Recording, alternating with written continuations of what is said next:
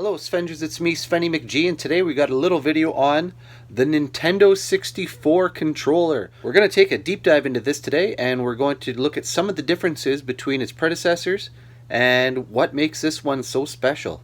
Let's have a look. Now I should note here again, this is the NUS 005. Again, part of the unofficial Nintendo product, of course. Now sometimes to appreciate where you are, you have to see where you've come from. And in this case here, we're going to have a quick look. Remember, this was the original Nintendo, the NES.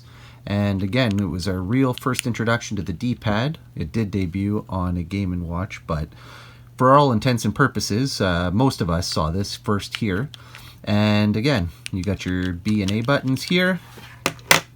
Nintendo then came out with the Super Nintendo. You've got your A and B. We've added X and Y and left and right bumpers up top. And again, D-pad, select start. And from here, we debut with this for the Nintendo 64.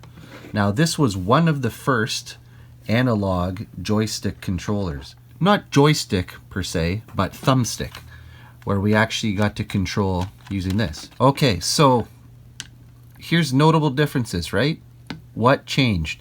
Well, we have the A and B buttons still.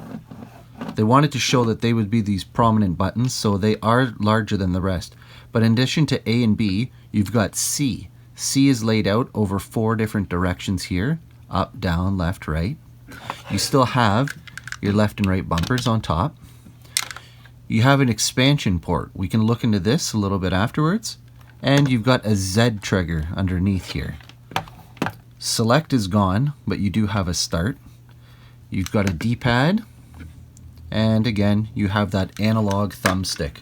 So, when I first saw this back in the 90s, I remember my first exposure going over to my buddy Ken's place and then trying to play games and reaching over for that thumbstick and, you know, do I have to push these at 2 while I'm trying to, and how do I get the trigger underneath? Like, it was a little overwhelming.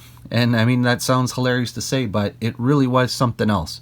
Now, basically, there are a couple different ways you can use the layout. So for example, when playing something like Mario 64, you could take this orientation here where Mario's running around. You have access to your A and B buttons, and then you can, of course, utilize the trigger underneath. And so they have this layout. For your platformers, basically any 2D games, you can hold it by the outermost. And again, you're basically using it just like you would your Super Nintendo or Nintendo controllers. You got your cross pad and your A and B. Then, for some games, you can do a setup, such as GoldenEye. One of the setups you can do is actually hold it in this orientation, where here I'm running around, and this actually is now more accustomed like our current systems. This is actually my view. So I'm changing the camera perspective here and running around. And again, I can trigger underneath. I can change weapons here. Have access to come off and hit these buttons. So again, another different way of utilizing the controller. And then finally, some games such as Star Wars Pod Racer and Perfect Dark, actually you can utilize more than one controller and have your dual analog sticks this way. So for Pod Racer, for example, it's going to be your kind of like tractor controls, like both forward, forward and down. So I'm going to be turning this orientation, or down and forward on the left, so turning this orientation. And again, something like Perfect Dark, running around, and then this is my view. So again, different ways you can utilize this controller. That's what makes it pretty unique and set above some of the rest. Now again, this port on the bottom here, we can insert different devices. We have memory cards, we've got the rumble pack, we have the transfer pack, we have a microphone. So again, a couple different peripherals that actually attach right in the bottom here in this proprietary port.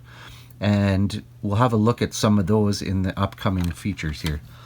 So again, what do you think of the Nintendo 64 controller? It's certainly unique. It was kind of controversial at the time.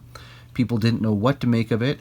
However, it was seemingly widely revered. People thought it was a step ahead from something like Mario 64. Of course, people thought it was just fantastic to be able to utilize this. You can go 360 degrees versus typically your 8 configuration on here: up, right, down, left, and then of course going on in your diagonals, upright, downright. So you have your 8 configuration there versus 360. Again, it was very unique at the time and kind of set it ahead. Even the original PlayStation controller that came out only had basically this configuration with the legs to it until it came out with the DualShock. So this one was a nice step ahead and really utilized some of that activity in some games. Now, one thing of note, if you're in the market to pick up one of these controllers today, of course there are different options and variants, and again we'll even look at some of those in upcoming videos.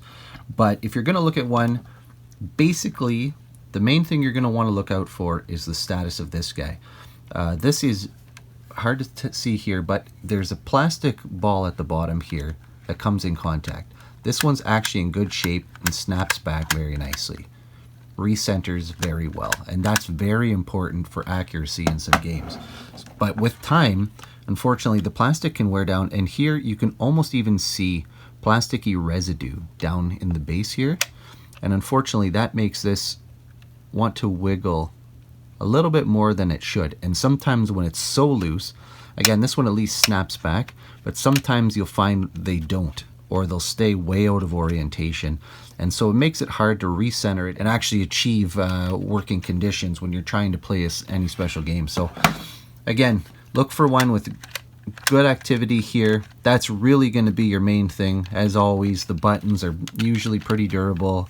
You know, you can always check for rust or debris in the ports, but your main thing to always look for is going to be that C-stick or the thumbstick in the middle there. While we're talking about the thumbstick, we should address the Mario Party rumors. I should say rumors, but I'll tell you why. Apparently it went to court because kids were getting blisters in a certain game where you had to spin it around really fast in Mario Party. You know the different types of games. If you're throwing a ball or if you're paddling or whatever it might be, usually on thumbsticks you can do all these quick movements. Well, again, this one's not rubberized, it's just a piece of plastic, and I guess with enough play, kids were actually starting to develop blisters on their hands.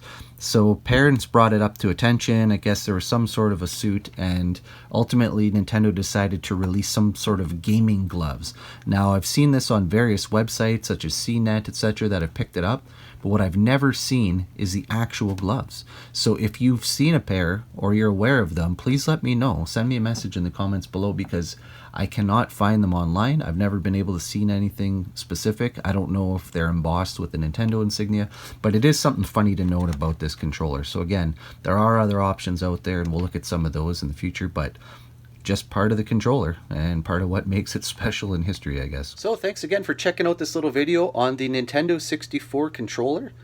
Let me know what you think. What was your experience with it? Did you think it was fun and easy to use? Did you have any confusion? Did you think it was just crazy?